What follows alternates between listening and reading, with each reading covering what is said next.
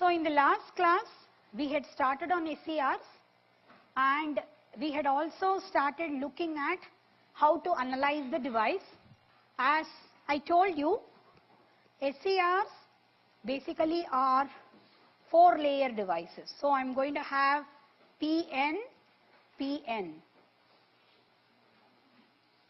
This is the way it is going to be. So which I said can be looked upon as a PNP transistor. So this is a PNP transistor which is connected to an NPN transistor. So if I say that this is P, this is N and this is P and this is going to be N, P, N, this particular P is connected to this P like this, and similarly this N is connected to this N like this, and we said that this is anode, this is cathode and this is the gate terminal, right? So this is the way we are going to visualize an SCR, which is a 4-layer device basically. So if we are looking at these two transistors, when I am applying positive to anode and negative to cathode, right? You can see that this transistor, we have, this is the emitter. So emitter base junction is forward biased. Similarly here also emitter base junction is forward biased. N is negative and P is not having any potential as such. So both these will be forward biased, but if you look at the N of the collector here, either this or this, that particular junction is reverse biased because we are not applying any voltage at all. So they are going to be essentially reverse biased. So if I apply a positive voltage here to the gate with respect to cathode, then what is going to happen is I am pushing a gate current here. So if I am pushing a gate current here, I am going to have a larger collector current as per the transistor operation, because beta times IB, beta is the amplification factor, current amplification factor. So I am going to have a large current flowing through the collector. So that is going to flow into the base of the other transistor, because of which again I am going to have a larger collector current here. So it is essentially feeding into each other, and even for a very, very small amount of gate bias, we are going to see that eventually both the transistors are driven into saturation. Both of them are conducting with very, very minimal voltage drop across themselves. That's what we mean by saturation. So once I just give a pulse, I have already started the conduction process, because of which if I remove the gate pulse, no difference will it make to the device.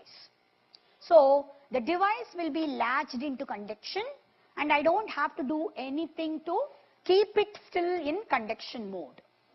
So this can be visualized as a positive point or a negative point, because if I give a gate pulse and if it is latched into conduction, well and good, I don't have to give any gate signal at all. So my gate signals, circuits, methodology, whatever is the functionality, that is minimized. No problem at all. I will not have any losses and so on and so forth. But if I want to turn it off, it is not going to be easy. If I am, for example, talking about an inverter, I had shown this inverter earlier also when I was talking about RL load and feedback diode. So this is an inverter circuit with a DC voltage as the input and AC voltage as the output. So this is going to be my inverter circuit. So if I say that this 1 and 1 dash correspond to positive half cycle when the current is flowing in this direction. Okay, if I have 1 and 1 dash turned on, the current is going to flow in a particular direction. If I am going to have 2 and 2 dash turned on, 2 and 2 dash turned on, I am going to have the current in the opposite direction with 2 and 2 dash turned on, whereas this is going to be for 1 and 1 dash turned on, right?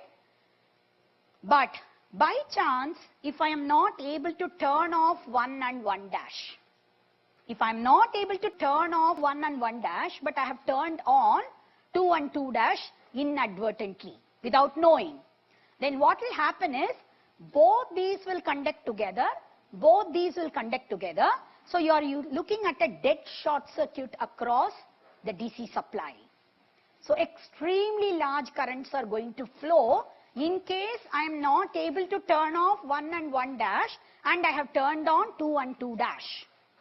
That kind of a condition is generally known as shoot through. In an inverter, we call that condition as shoot through, in which case I am essentially going to have, a short circuit right across the supply. So this condition is definitely a very dangerous condition because the battery is essentially like an infinite source. So it will be able to circulate a very, very large current, and if these devices are not able to withstand that current, they are going to conk out. So if I have 1 and 1 dash and 2 and 2 dash as thyristors, they are all SCRs or thyristors, then I'm not going to be able to turn them off very easily. So whenever I have to use a thyristor in a DC circuit with the input as DC, I have to have some additional circuits to make sure that they are turned off well in time. Whenever I want to turn them off, I have to use this additional circuitry to make sure that they are turned off well in time. Those additional circuitry which are meant for turning off the thyristors or SCRs, these are generally known as commutation circuits. Commutation basically stands for current transfer. So I'm going to transfer the current from one set of devices to the other set of devices. So I call these circuits which are able to turn off one set of devices and transfer the current over to another set of devices, I call them as commutation circuit. Right? So if I look at actually the types of thyristors or SCRs, there are mainly 3 types of SCRs that are available in the market. The first and foremost one, we call them as power frequency thyristor or converter grade thyristor. Converter grade thyristor is generally used for rectification. It is used for rectification. So converter and rectifier again are used interchangeably. They are kind of synonymous. So converter grade thyristors are generally used for rectifier operation, whereas there are inverter grade thyristors. Inverter grade thyristors are generally used in those circuits where I may do DC to AC conversion. So depending upon how quickly I am going to turn on or turn off the devices, I am going to get the frequency output modified accordingly. If I do 1 1 dash and 2 2 dash alternately turning on very quickly, then the frequency of the output AC will be large. If I am doing it slowly, the frequency of the output AC will be small. So if I want to go for higher and higher frequencies, then the normal converter grade thyristors, which are normally slow, they are much slower. Turning on and turning off takes a longer time. So inverter grade thyristors can be used in those places. So these will be faster normally, whereas this will be generally slower. What I mean is turn on and turn off. This will be generally pretty slow for the converter grade thyristor, whereas it will be fast for the inverter grade thyristor. And normally we give a gate current in any of these devices to turn on. Sometimes we may use light to activate, so that photoelectric effect kind of thing we will use, and that will emit some electrons, because of which I will have the conduction possible. So the third one is LASER. LASER is light activated silicon controlled rectifier. So LASER is, those devices will be activated basically by light. So these are light activated SCRs. So these are mainly the three types of devices that are available in the market if you go under the category of SCR. So if you actually look at the ratings, SCR ratings are really large that are available in the market, are very, very large. In fact, there are some companies, in fact our BHEL produces some SCRs, in Mitsubishi produces, Fuji, Toshiba, Infineon Technologies, all these things, International Rectifiers in USA, all these things produce, SCRs. And Mitsubishi generally has a very, very high rating, so also is Infineon. Mitsubishi rating is of the order of about 6.5 to 8 kilovolts along with about 4 to 5 kiloamperes. Very, very large rated SCRs are available from Mitsubishi. But mostly the highest grade SCR, highest power rated SCR will be converter grade. Inverter grade, because they have to be turned on and turned off very quickly, which means huge number of charge carriers. They have to be swept out. It takes longer. So generally inverter grade thyristors will be available only at lower rating. This may be available only at lower rating, whereas this will be available at higher ratings. So these are, some of the characteristics of thyristors when we look at the different types. Now let us try to take a look at how to fire a thyristor or how to trigger a thyristor. How are we going to trigger an SCR? What we mean by triggering or firing is, we are going to turn it on from off condition. It is going to be pushed into on condition. That's what we are trying to do. So invariably, thyristor, by the way, the symbol is somewhat like this. I'm going to have anode here, cathode here, and gate terminal is generally specified like this. So to this gate, I'll have to give a small amount of positive bias. Then it would be able to conduct, right? But if I look at the current amplification in this case, Ig versus I anode, if I try to look at it, generally in an SCR it is 1:1000 or more. So if it is like 1000 ampere thyristor, 1 ampere of current would do in the gate for it to be triggered. So obviously the circuit that is connected here is going to be microelectronic circuit, whereas what is connected here will be power electronic circuit or high power circuit. So as I told you earlier, it is essential for us to have isolation between microelectronic circuit and power electronic circuit, because if something goes wrong in the power side, huge amount of current will flow into electronic side and it will not be able to withstand. So normally the grounds will be isolated. The grounds will not be connected together. So how do we really, isolate the ground of the SCR's gate versus anode? That's what we'll have to check. So let us say I have probably gotten some pulse. Something like this. This is the pulse that I want to give it to the thyristor. Okay? If I give a pulse directly, and if I am planning to use a transformer for isolation, then the transformer will saturate. Transformer is not supposed to carry DC. So if I am trying to isolate the gate circuit with that of anode circuit with the help of a transformer, I would like to convert this pulse into, some kind of smaller duration pulses. So what we can think of is like a clock in your computer or microprocessor. I can have a clock and this high frequency pulse and the normal pulse. Both of them can be given to an AND circuit, AND gate. So if I do that, whenever I'm going to have this pulse, I'm going to get essentially the output of this to be, all here it will be 0, and then I'm going to have some pulses like this. This is how the pulses will be, right? This will be the output of the high frequency ANDed circuits.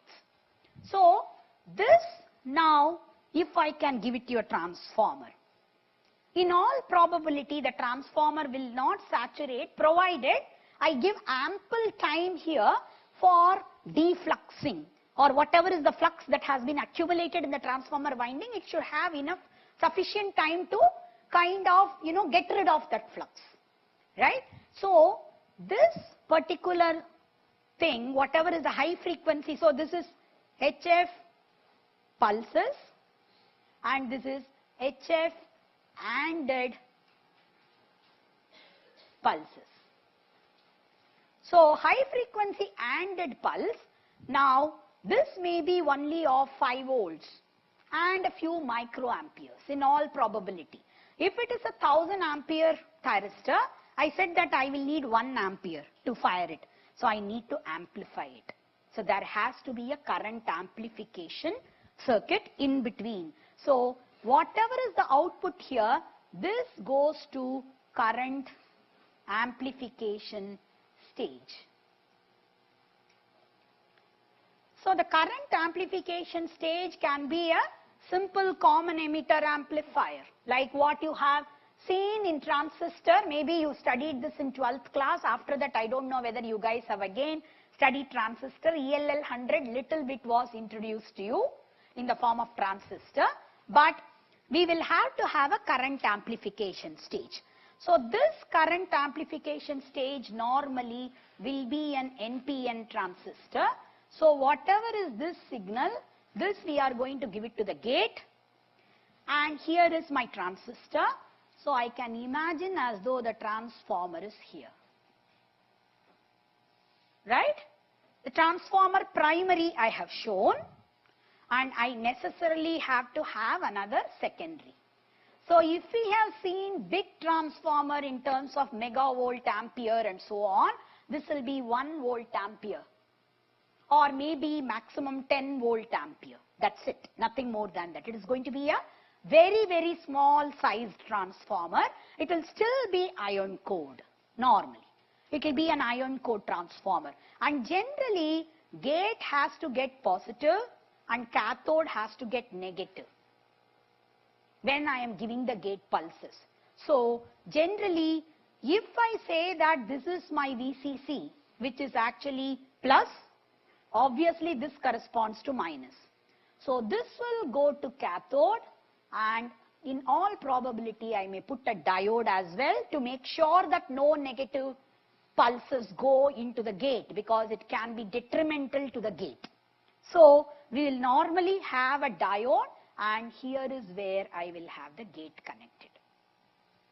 And here, when I am having the current during the pulse being in high stage, the current cannot be abruptly brought down to 0.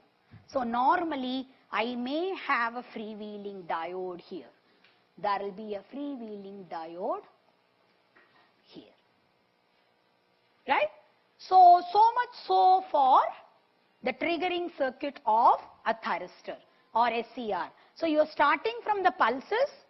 You normally AND it with high frequency to make sure that the transformer which I am going to use here does not saturate, right? After high frequency ANDing, I necessarily need to amplify it, because in all probability SCR will require a higher current. So this amplification stage itself will have the pulse transformer connected in the collector of the transistor, so that I have complete isolation. Please note that this cathode, if I call it as the ground of the power circuit, here is the ground of the electronic circuit. This ground will be the same as that of the pulses ground and AND circuit ground and so on and so forth. So the electronic ground is here. So this is electronic ground. This is electronic ground, whereas this will be power ground. So the two grounds will be completely isolated from each other. And I am able to give this kind of an isolation with a transformer because it is an SCR. Once I give a pulse, it will start conducting. So even if I bring down, the voltage, still it will continue to conduct. It's not going to shy away from conducting. That is the major advantage of having an SCR, and we can have basically isolation with the help of a transformer, which we will see eventually that in BJTs or MOSFETs or IGBTs, we will not be able to do, because there, if you give a base pulse, the base pulse has to be in high condition continuously for the device to conduct. If the base pulse is not in high condition, it will come from on state to off state, and we don't want, in all probability, our device to go from on state to off state. Most of the times we fire it with multiple number of pulses, because by chance if it doesn't fire here, it can at least fire here. By chance if it misses these two, it can at least fire in the third, and so on. Okay? Because invariably SCRs are used with AC supply. And at what point really the alternating current goes from the positive half cycle to negative half cycle, or negative half cycle to positive half cycle, we may not be sure. So we want to make sure that we give it ample chance for conduction. That's the reason why we will repeatedly give the pulses, so that we give it ample chance to get into conduction. Right? So SCRs, if I look at, triggering is pretty simple. It's not too involved, because all you need is a high frequency ANDing and another amplifier and a pulse transformer, nothing more than that. But commutation is going to be a little more difficult, but before that we'll also look at series and parallel operation. I don't think I need to really expand upon that much, because we had already seen for diode. A similar situation happens for SCRs also. So series and parallel operation of SCR is very, very common. Very, very commonly we do the series and parallel operation. Yes.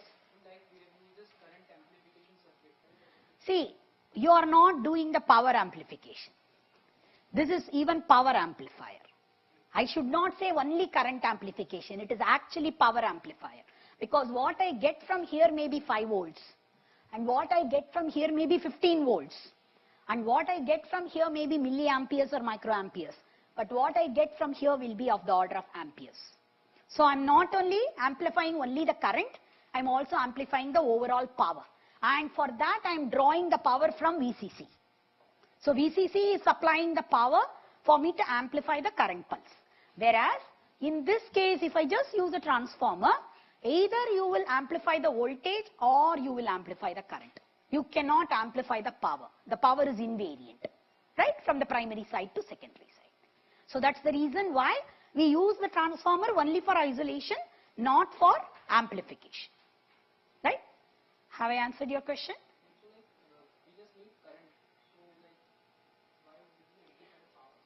See, basically it is not just the current alone. We say that gate has to be forward biased.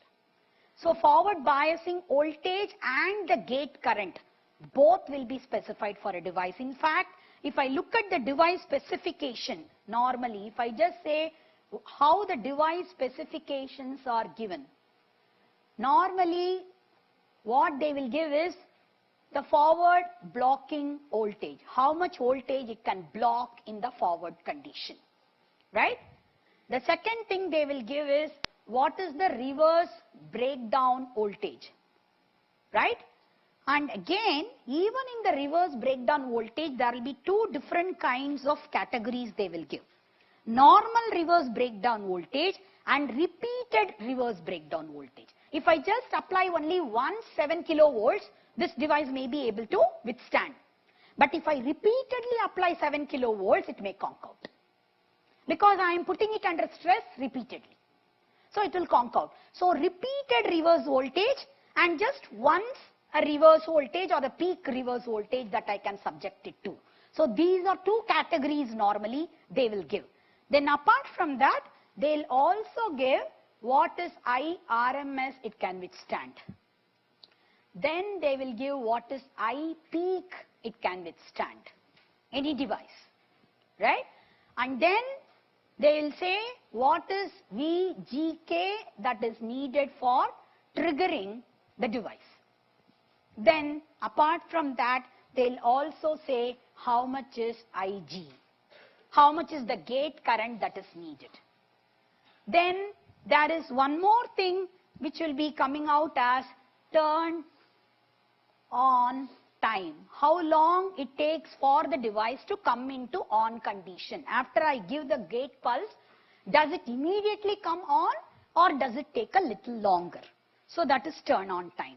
Then there will also be turn off time, because turn off is not easy. We are going to look at that also, but turn off is going to be difficult. So which means if the recombination takes 50 microsecond, 100 microsecond, am I enabling the device to completely recombine? So that is essentially specifying what is the turn off time. Apart from that, they'll also give what is di by dt and dv by dt the device can withstand. How much is the di by dt the device can withstand? If I try to go beyond that, the device might break down. Similarly, dv by dt, because while turning on, I'm going to have from a large voltage, it will come down to 0 voltage or very low voltage. Similarly, when I'm turning off, it will go from a very small voltage suddenly to a large voltage, right? So in both the cases, it should be able to withstand. So dv by dt limits are generally given. And as we had done in series and parallel operation of the diode, here also I can have series operation of thyristor like this with large resistances in parallel.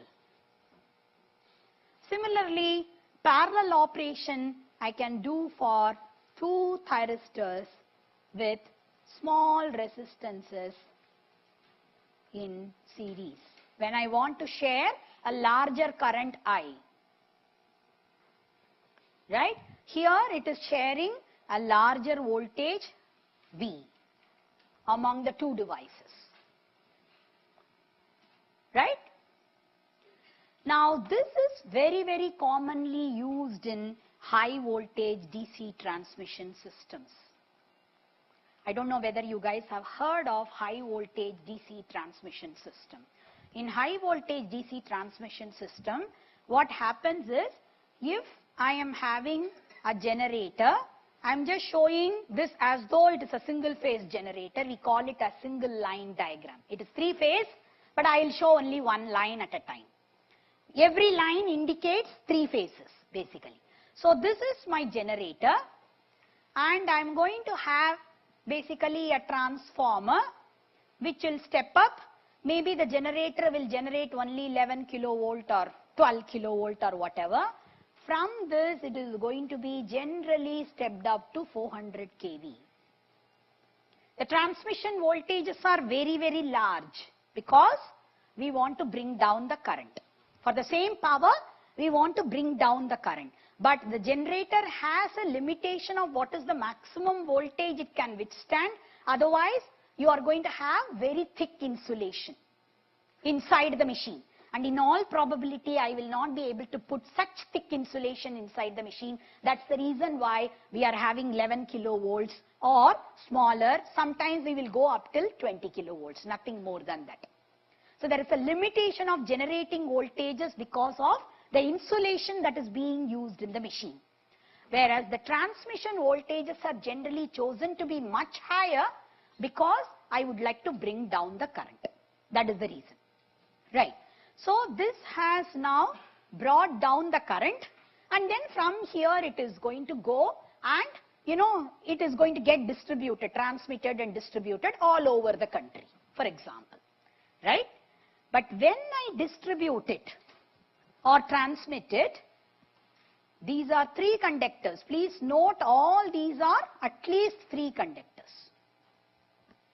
And apart from that, I may have a neutral also, because if it is actually the generator star connected, I may ground the neutral as well.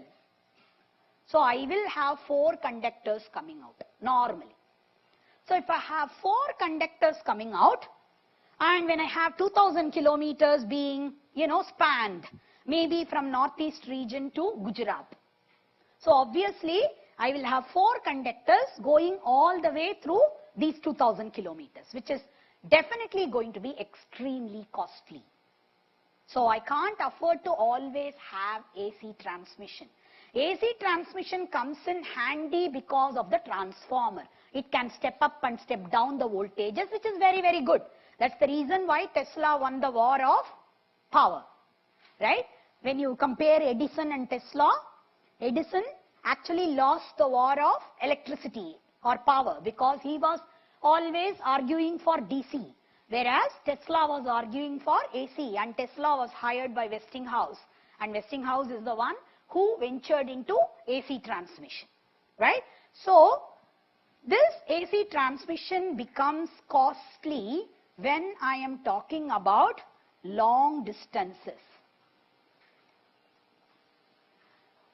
So now that we have rectifiers and so on and so forth, everything is available with the power electronic converters. So what is being done normally is, whatever is available in the form of 3-phase, this is actually connected to a rectifier. And the rectifier obviously has to withstand 400 multiplied by root 2 kV, because 400 kV is RMS. So 400 times root 2, each of the devices have to withstand, and I have to put a factor of safety in all probability 1.25 or 1.2, so it is going to be way too high. There are no devices available for 400 kV multiplied by root 2 multiplied by 1.2 or whatever. That's not going to be possible. So we use lot of thyristors in series. Normally that's what we do. So whenever I'm talking about this rectifier, this is going to essentially use large number of SCRs in series. This is going to have large number of SCRs in series. Now the rectifier has rectified the voltage, so I'm going to have a plus and I'm going to have a minus. Right? Now there are only 2 conductors. I can take it to extremely large distances. I'll save on copper. Instead of 4 conductors, R, Y, B and neutral, now I have 2 conductors. In fact, in some of the cases, this will be, return will be ground. In some cases, return may be ground, which means I have only 1 conductor, right? So compared to 4 conductors, if I can bring down the cost by using only 1 conductor, obviously it makes better sense. So that is the reason why many of the large distance transmissions now are being thought about to be done with HVDC, high voltage DC transmission. So high voltage DC transmission is applied in many of the cases where I have to transfer electricity over very, very long distances, so that I will be able to save on copper. That is one advantage. Another advantage is, let us say I have 50 hertz here. Maybe I want to tie it up to some other system which is having maybe 49 hertz on the other side. So I will have an inverter here. An inverter I can fire at my own will and wish. Not a problem. Fire it at 49 hertz. Ho gaya kaam. Right? So I can directly connect this to the 49 hertz source.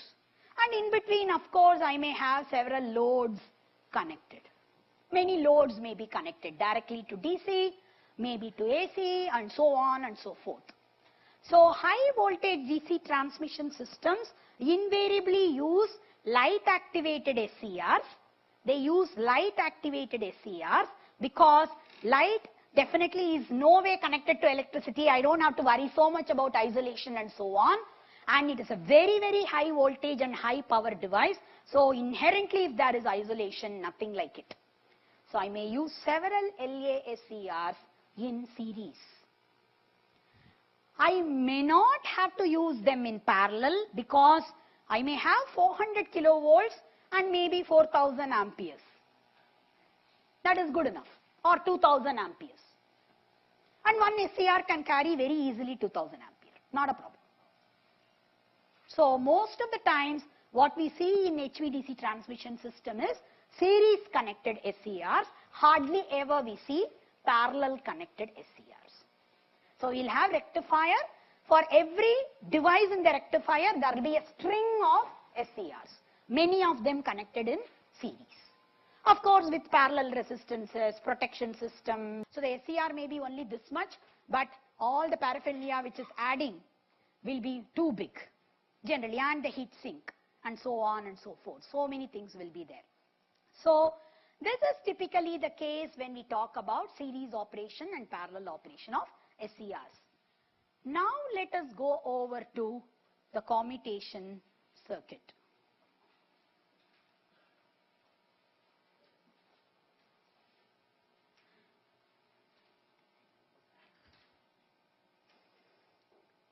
What we mean by commutation is to turn off an SCR circuit.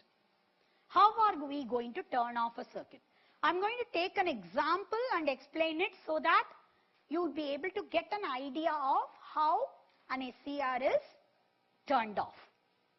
So let us say I have a chopper circuit. Again, that is one of the simplest circuits, so I'm going to take a chopper.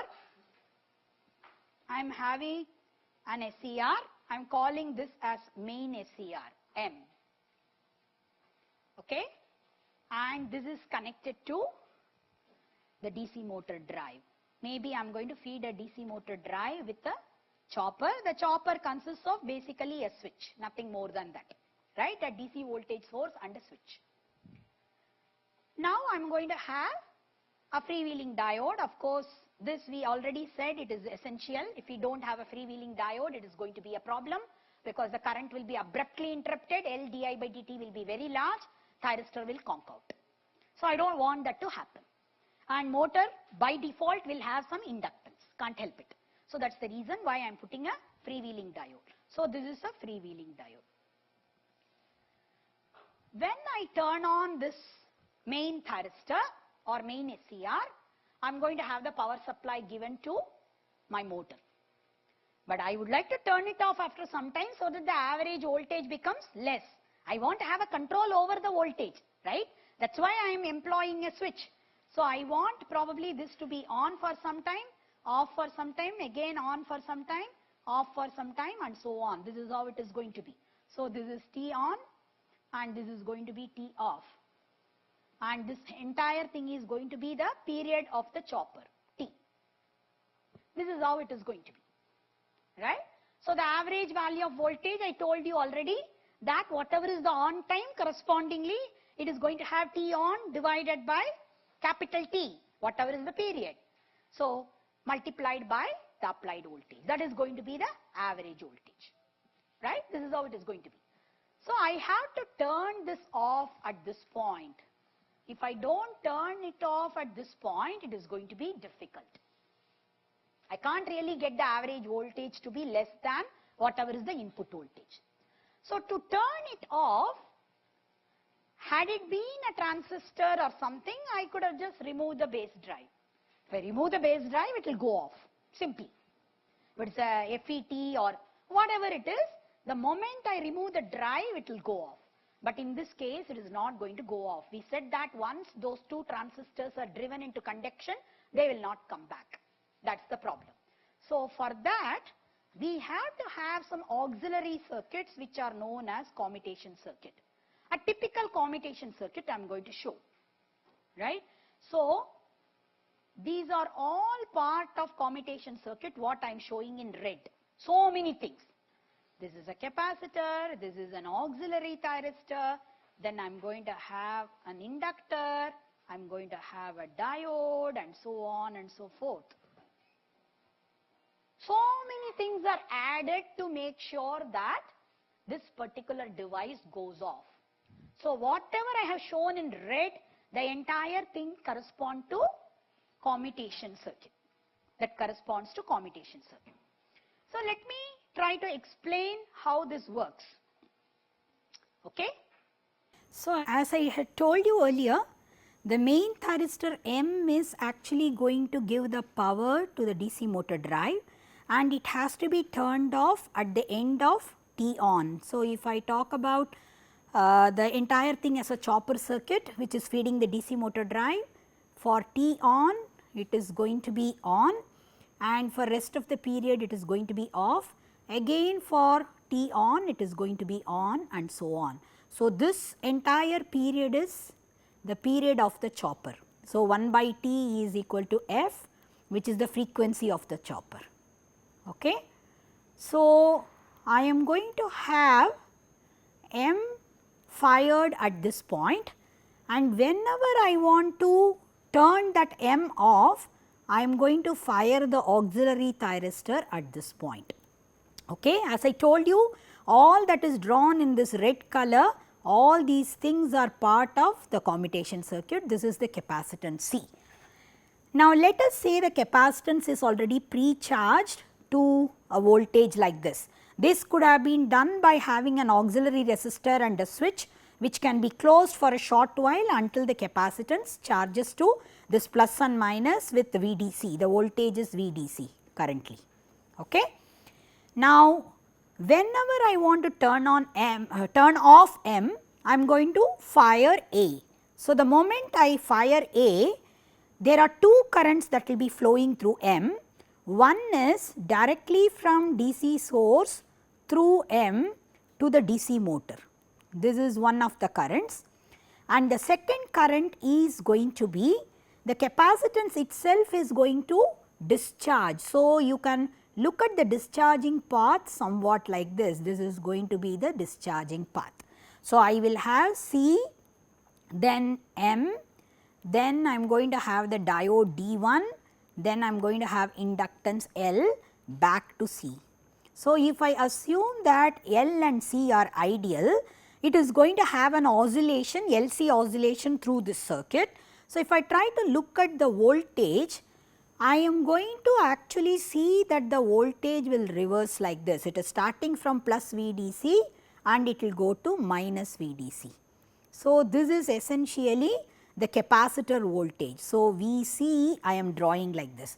At the same time, if I try to look at the current would have reached the peak when the voltage is actually at the 0 point, and it is going to reach 0 when the voltage is at the negative peak point, that is when it is at negative peak.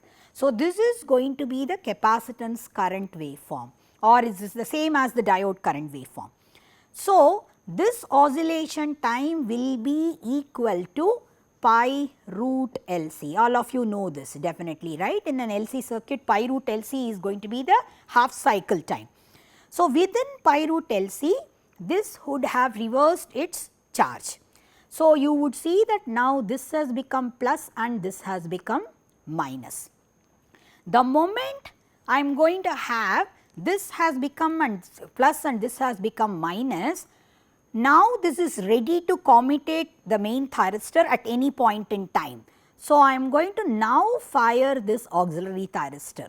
So this is essentially when M is fired, whereas when A is fired after pi root LC elapsed from M, or even more than that, at that point I am going to have essentially the circuit somewhat like this. This is the capacitor which is having plus here and minus here, right. This is minus, and I am having the main thyristor here, and I have an auxiliary thyristor which is working like a short circuit. You can very clearly see that the plus is connected here and the minus is connected here, which is going to force a huge current in the opposite direction. The resistance is literally negligible because the current is having, a huge reverse component. right. So, essentially that cannot be allowed by the thyristor. So, M is going to go off. So, M goes off instantaneously. So, you can say because M goes off instantaneously, we call this as hard commutation. If you are allowing the reverse current to rise slowly, then you will call that as soft commutation. Soft commutation is such a case where you are going to make the reverse current rise slowly. If I allow reverse current to rise slowly, right. In that case, we will call it as soft commutation, but this is very clearly hard commutation. Once the commutation takes place, this M is not going to conduct anymore. When M is not conducting anymore, now the path for the current will be through the capacitance like this, through the auxiliary thyristor and through the freewheeling diode, through the DC motor drive like this. That will happen until the capacitance charges to plus and minus like this fully to VDC, after which the capacitance will act like an open circuit. So, now the freewheeling diode will take place. I can actually say freewheeling diode should have been there in the circuit because DC motor has at least some amount of inductance. Now, you can see that the current will flow like this, it is just freewheeling. So, in this particular case, you can see there are totally 3 modes. One is first when M is fired to supply the motor drive. Simultaneously, you are going to have the capacitance reversing its charge, okay, which means this will need at least pi root LC as the time that is needed for the main thyristor to be on. So, this is the minimum on time. I cannot have less on time than this. This is the minimum on time. The second portion is when M has to be commutated or turned off. Under that condition, I am essentially going to fire A.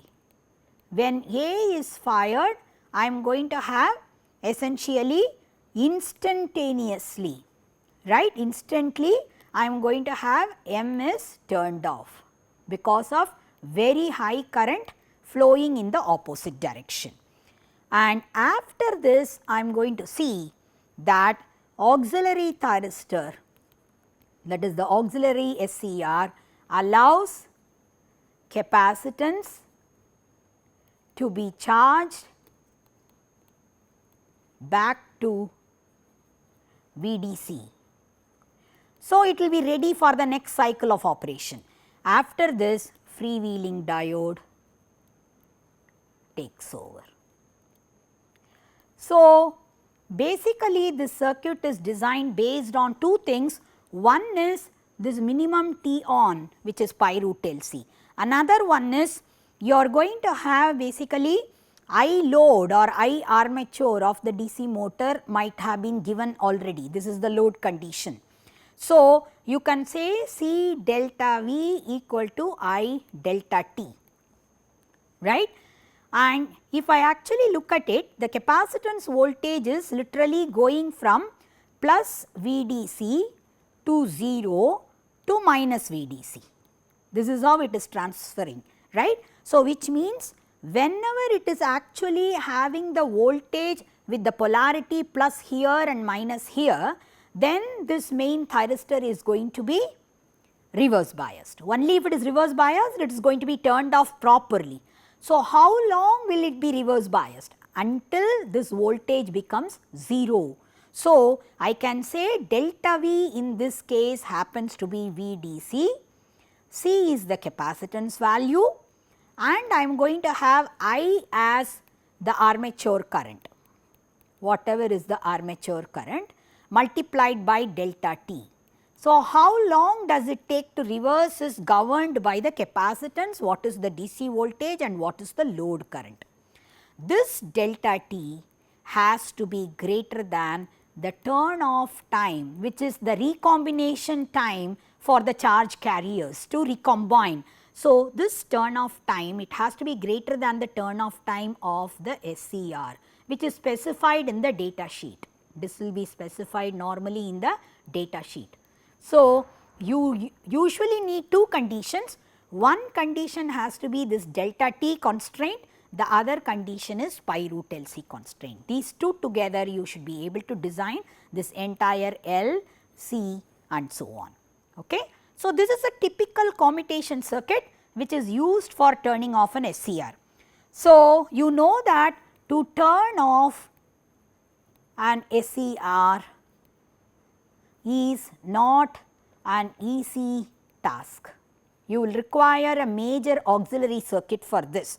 That is one reason why in DC AC inverter circuits as well as DC DC chopper circuits, generally SCRs are not commonly used because input excitation is DC. So, never are you going to reverse bias the SCRs very easily, naturally. So, SCRs are not used commonly in these two circuits because it is not going to be easy to turn them off. Whereas, if it is AC DC circuit and so on, automatically voltage will reverse, the source voltage will reverse, because of which commutation or natural turn off or natural commutation will take place, right. So, it is always good to use SCR in AC excited circuit, not good to use them in DC excited circuit. So, if we summarize, the turning on of the SCR mainly requires a few conditions to be followed. First, the device has to be forward biased, which means I am going to have V at anode is going to be greater than V at cathode. Voltage at cathode will be less than voltage at anode. The second condition is gate pulse should be given, which means gate terminal is at a higher potential. This potential will be higher as compared to cathode potential. Okay. The third condition is even after these are done, the current, that is the current flowing through the device has to be greater than the latching current of the device. The latching current essentially gets that name because the device will be latched into conduction only if the current is greater than the latching current. These are the three conditions for the turn on of the SCR. For turning off the SCR, at least two conditions have to be followed. The first condition is the current through the device, that is the anode current I am talking about, has to be less than the holding current.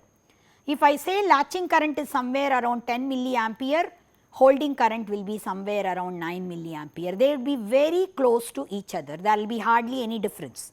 But the anode current first of all has to be decreased to a value which is less than the holding current. Please note that is what happens in this commutation circuit case. Originally the current that was flowing was the load current. Now whatever is the current that is flowing in the reverse direction is the surge current due to the capacitor. This is I surge basically, right. This is going to be I surge. So, this I surge will be definitely higher than I load. So, overall current becomes negative. So, the first condition to be followed is the current has to be less than the holding current, maybe negative direction. The second condition is after the current decreases, right, we have to reverse bias. The device has to be reverse biased at least for turn off time. So, at least for TQ.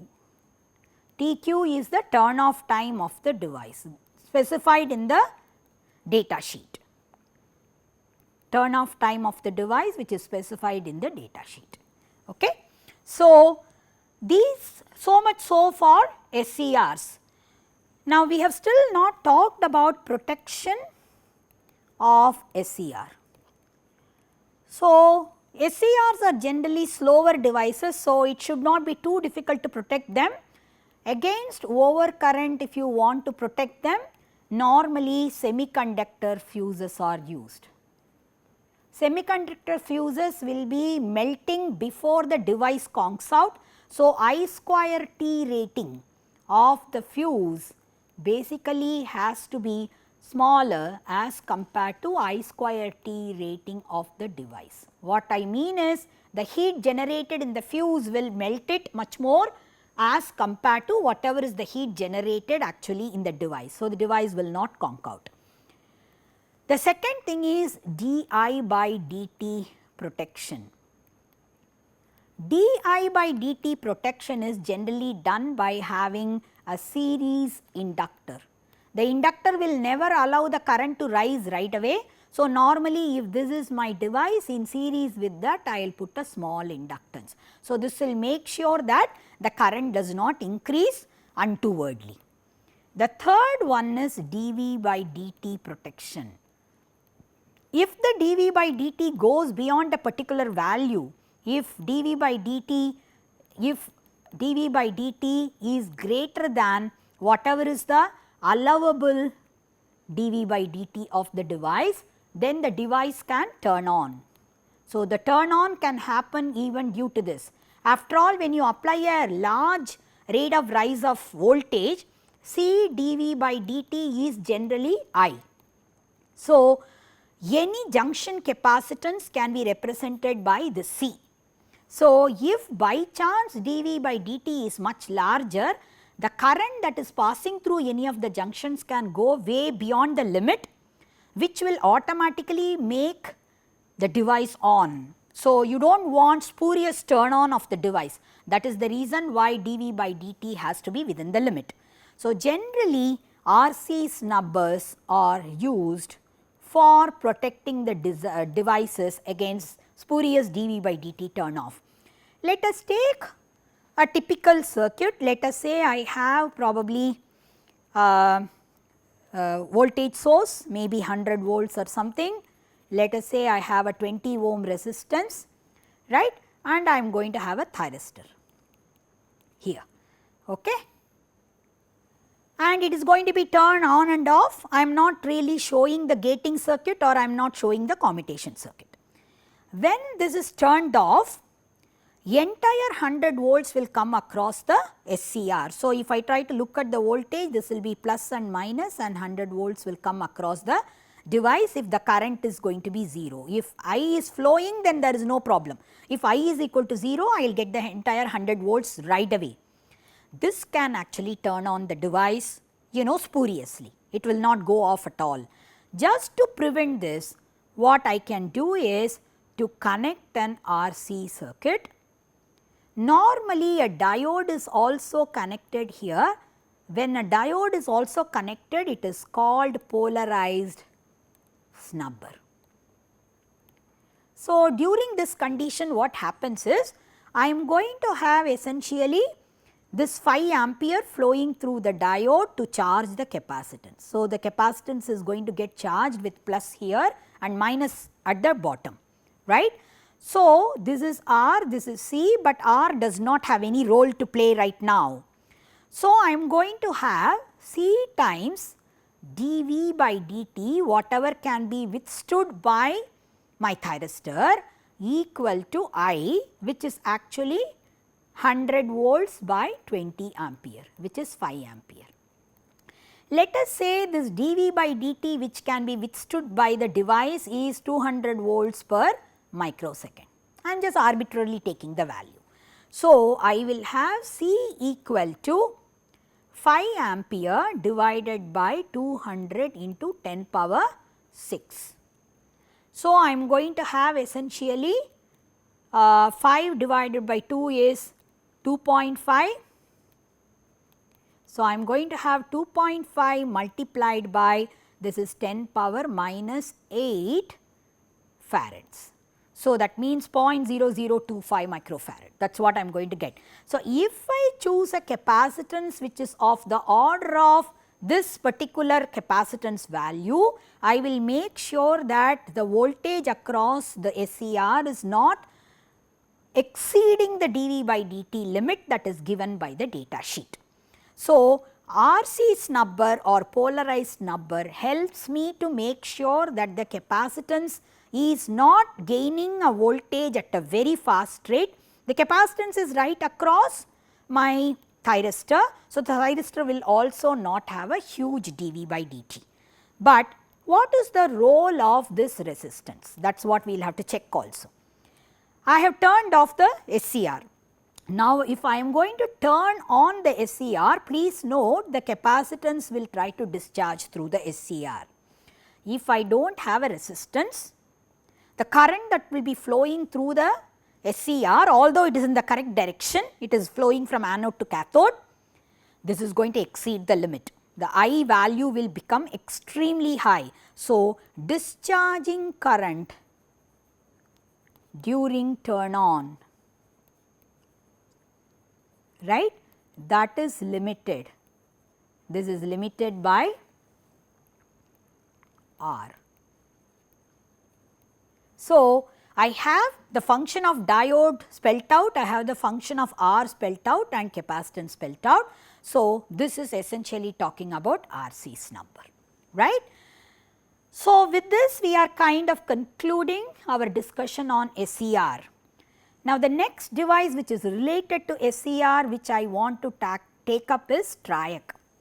TRIAC is basically a 5-layer device and it is equivalent to a back-to-back connected thyristor or SCR pair. What I mean by back-to-back connected SCR pair is, I will have one thyristor connected like this, another thyristor connected like this and they are connected in anti-parallel. So, TRIAC is exactly equivalent to this. Let me draw the symbol of TRIAC. The TRIAC symbol is somewhat like this. I am going to have one triangle like this, one more triangle like this and I am going to have a gate terminal. So, one of them is specified as MT1, the other one is specified as MT2. There is no point in telling this as anode and cathode because the current can either flow this way or flow this way. So, there is no point in telling that this is the gate terminal. So, this is the symbol of TRIAC. This is going to be the symbol of TRIAC. The TRIAC is a 5-layer device I told you. So, we are going to have something like P, N and P. These are the 3 layers. Then I am going to have a N plus here and I am going to have one more N plus here. Okay. Now, my gate may be connected basically from here. This is the gate terminal. Let me call this terminal as MT2 and let me call this terminal as MT1. So, these are the 3 terminals that are available and TRIAC can be fired by having MT1 with respect to MT2 as positive and simultaneously gate is also negative with respect to MT2. Okay? Or I can also have MT1 with respect to MT2 as negative, which means MT2 is positive. At that point, gate is also positive with respect to MT2. So, I can have essentially any of them. So, gate can be positive pulse or negative pulse and it is always measured, let us say, with respect to MT2 and I am going to have essentially the TRIAC being fired in either direction. So, we are going to see that normally the TRIAC is going to be used in, you must have seen fan regulators, electronic fan regulators. So, in that TRIAC is very commonly used So, if you look at the electronic fan regulator, what we apply is a single phase voltage like this, and we are going to apply the voltage only for a short while like this. So, which means I will fire probably during the positive half cycle at some alpha and during the negative half cycle at some other alpha, which is pi plus alpha. So, I would see that normally the RMS value of the voltage is going to be controlled by either advancing this or retarding this. So, I will be able to control the RMS value of voltage and hence the speed. It is also used in dimming the lamps, either it is at home or stadiums and so on. In those cases, the triac is very commonly used for AC voltage control. So, let me probably conclude the thyristor topic by getting into what is known as a GTO. GTO stands for gate turn off thyristor. Okay. So, what we saw in the case of a normal SCR is turn off is very difficult, turn off is not easy, whereas in gate turn off thyristor we will be able to turn it off by applying a negative current, but this negative current will be a large current in the gate terminal.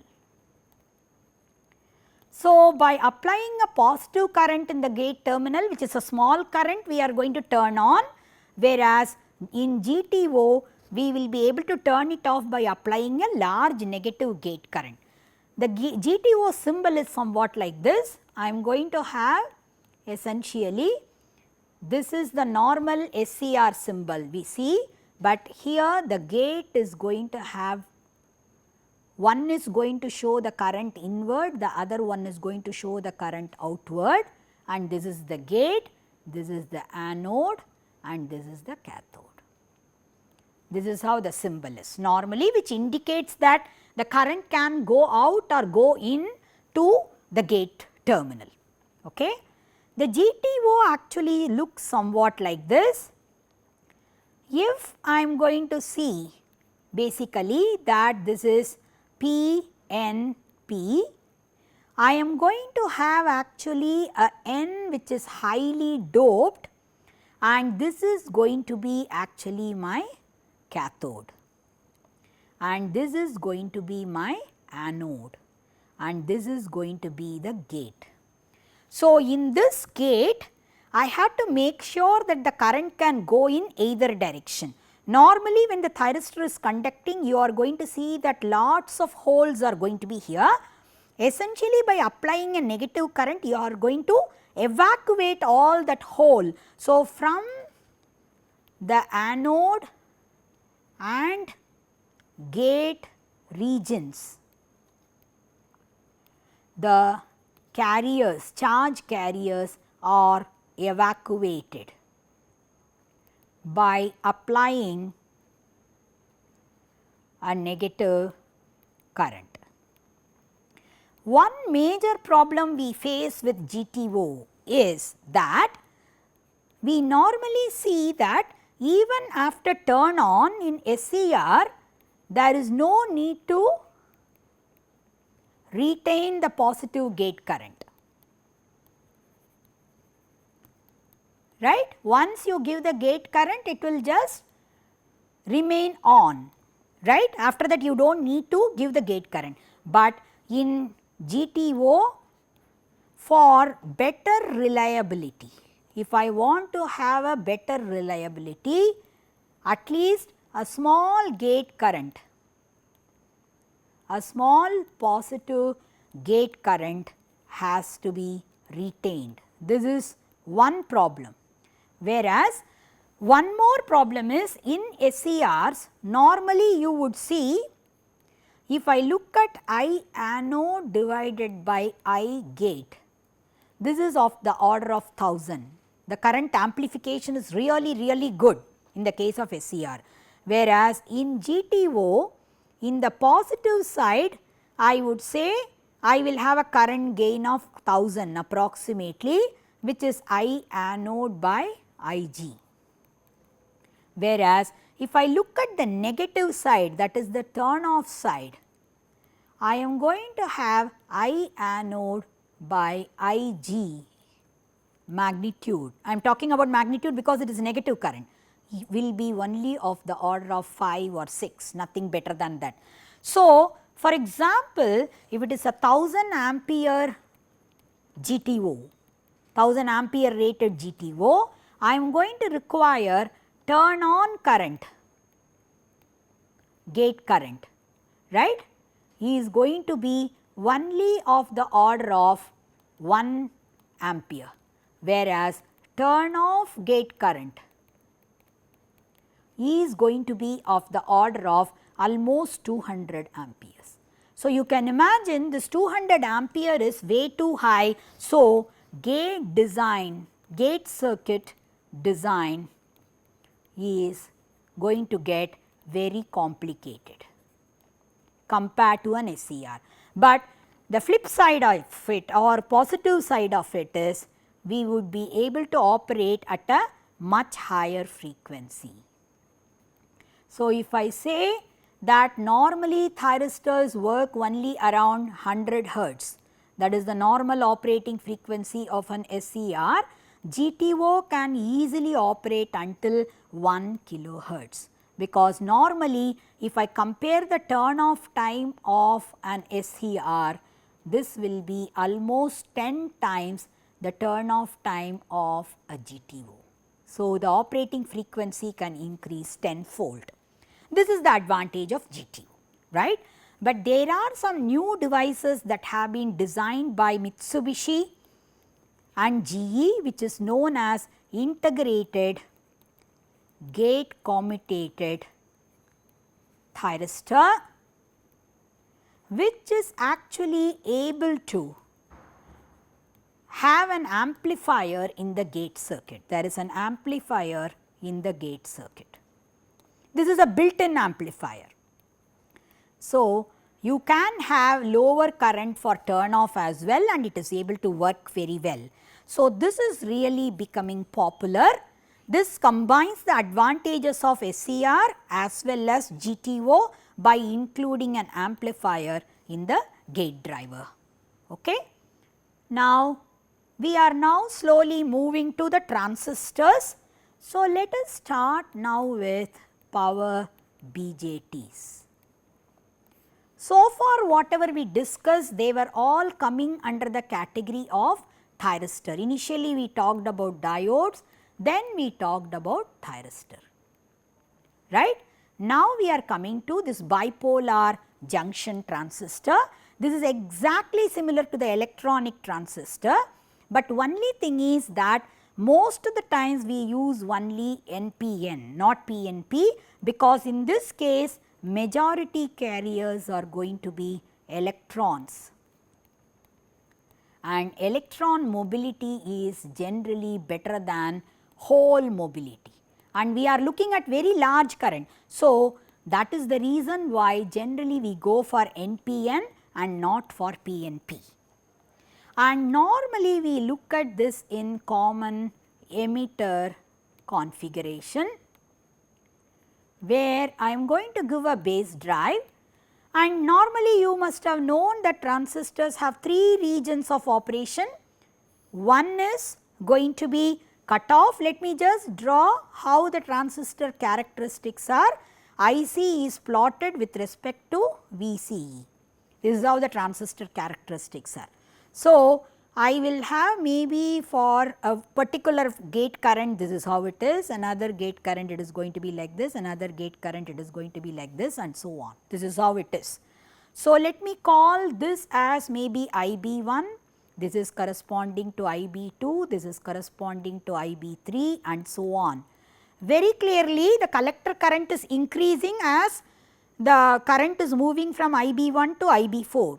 So, I would have IB1 as the least, IB2, then IB3 and IB4. If you look at this, there are distinctly 3 regions of operation. This is the cutoff region, this is the saturation region where VCE is almost a constant, and this is going to be the active region. Wherever I have written here, this is going to be the active region. In active region, neither VCE is very small nor ICE is very small. So, generally in active region, we see that device dissipation is large. If the device dissipation is large, that means I have to have a very large heat sink to actually dissipate that heat. So, it is not a good idea to operate this in the active region. If I want very high heat sink, big heat sink, then it is going to increase the weight of the converter also. So, normally this active region is only used when the transistor is used as an amplifier, which is normally analog electronic circuit application. Whereas, in power electronics, I am either going to operate it in cutoff region or going to operate it in saturation region. So, whenever it is operating in cutoff region, it will be in off condition, and whenever it is going to operate in saturation region, it will be in on condition. So, I am going to operate the transistor only as a switch. So, I am essentially turning on and turning off depending upon how much is the gate current that I am giving. So, transistor happens to be a current driven device or current controlled device. So, what I would see is, if this is my NPN transistor symbol, I am going to give a particular value of IB, this is probably grounded, and what I am taking from here is IC, and what I am applying here is VCC through a resistance, right. If the device is in saturation, I am normally going to get IC divided by IB, which is beta, that will be only anywhere between 10 to 12. So, if it is a 100 ampere transistor device, I will require almost IB equal to 10 ampere. This 100 ampere obviously specifies IC. So, IB has to be 10 ampere, because of which the base drive circuit power capacity is quite high. If this is quite high, I am going to definitely have the design is not simple. This is one of the major problems of this transistor. Because the base drive design is not simple, not much of research has taken place in the transistor. That is why the ratings are still limited. You have the transistor ratings only of the order of hundreds of kilowatt at the most, nothing more than that. Whereas in thyristor, I had already told you that almost 30 megawatt one single SCR can handle, whereas hundreds of kilowatt only one particular BJT can handle. It is not really good, in terms of the power capacity. And if I actually look at the normal transfer characteristics of the transistor, I am going to have VCE on one side and IC on the other side. So, I am normally going to see that VCE is actually equal to VCC itself when the device is in cutoff region. So, this is the cutoff region, right. Whereas, I am going to see that I am going to have slowly the reduction in VCC, and it is going to come to a minimum value. So, this actually is going to be corresponding to VCE equal to 0.7 volts approximately, which is actually VCE saturation, right? And this is essentially the saturation region of the transistor. Obviously, whatever is in the middle is the active region. Okay? This is generally known as the transfer characteristics of the transistor BJT, right. So, under this condition, we can very clearly say that the active region is hardly ever traversed by any of the power BJTs. Either I am going from off condition to on condition, which is saturation condition, or from saturation condition to off condition. Only during that time this active region is going to be traversed. Otherwise, never do we operate in active region as far as my BJT is concerned. But if I try to look at the normal operation of the transistor, I can say probably this is IC and this is VCE. I am probably going to have for a rated IC, right, I am probably going to have very small VCE. So, VCE times IC is going to be the dissipation inside the device. Because please note, VCE is the voltage across the device between collector and emitter, and IC is the current carried by the device. So, the product of these two is the dissipation inside the device. As our IC decreases, VCE will increase. So, I may have something like this, and then again I am going to have probably some portion where I am going to have VCE to be very small, but IC to be very large. So, I would call this as the safe operating area, safe operating area for the transistor, which means within this region I am going to have the heat dissipated, whatever is the heat dissipated within the device, it can be easily shunted out.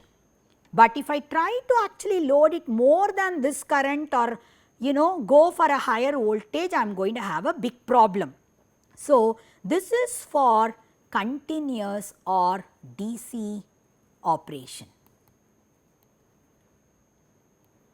But if I am going to have it in pulsed operation, for some time I am going to turn it on and sometime I am going to turn it off, then probably I can increase the limit slightly. So, this is essentially corresponding to pulsed operation. So, if I am going to have some pulses only, then I would be able to dissipate more heat, because every now and then my device gets some rest. So, in general, whenever we design a transistor circuit, we have to check whether it is within safe operating area of the device or not. That is what is going to actually tell us whether I will be able to operate it safely, right. So far we have seen at least the transistor structure. Oh, I forgot to draw the transistor structure. So, I should say generally in transistor structure what happens is, I am going to have an N substrate inside which I am going to have N plus doping, quite a lot of doping. So, this will correspond to the emitter, this will correspond to the emitter, right. Then I am going to have the P which will be corresponding to the base. So, this will be corresponding to base. So, this is essentially my base terminal, which is very thin. Normally, this is going to be thin. Okay. Then after that I am going to have one more N, inside which I am going to have again N plus, that is heavy doping. So, this particular portion is going to correspond to the collector. Normally we call this region as the drift region. This drift region is going to offer some amount of resistance. The longer the drift region, the resistance will be somewhat larger. So, we had seen so far basic structure of the transistor, we have seen the transfer characteristics, we have seen why the base drive requirement is somewhat higher and what are the three regions of operation. We had also looked at what is the safe operating area of the device.